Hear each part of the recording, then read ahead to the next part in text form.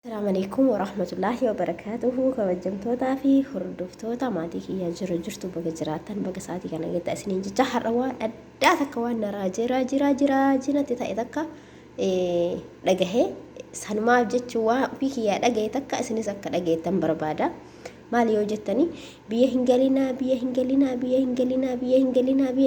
جدا ور بيه قالوا جتولا مالي في جده هو قافدو جرين akka badaa takka qaala'ee jira jireenyi akka badaa takka qaala'ee jira jedhanii inni maaluma jireenyummaan qaala'ee kun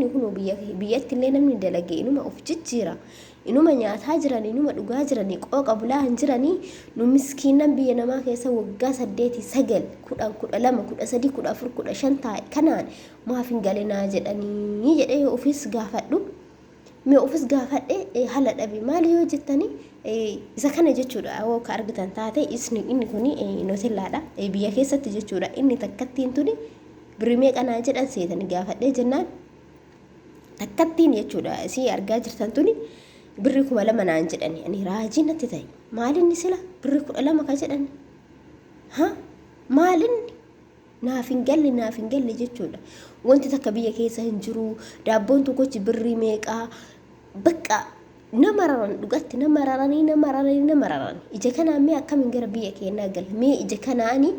jiraachuuf barbaanna nuti jiraachuu barbaanna yoo garbummaa jalaa baanee gara biyya keenyaa galallee jenne biyya keessa jiraachuu dandeettanii jireenyi qaala'ee jira wantummaan isinitti haasana waan ajaa'ibaati kuwan ammoo baaraan dachaa jira qara gara biyyaa galee kuwan ammoo jireenya jibbee gara biyyootii biraa deemaa jira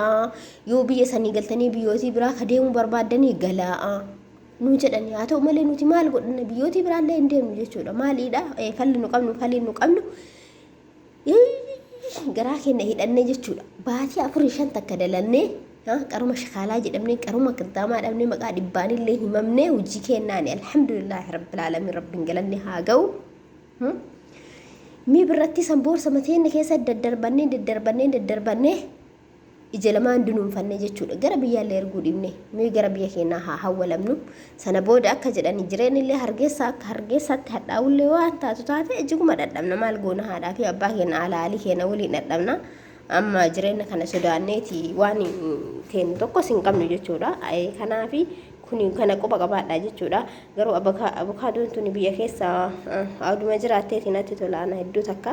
kanaaf mee jajjabaadha isiniin jedha qaala'insa jireenya kanarratti illee mee haa hojjennu maal jenna maal cadhibna eessaan cadhibna maaliifi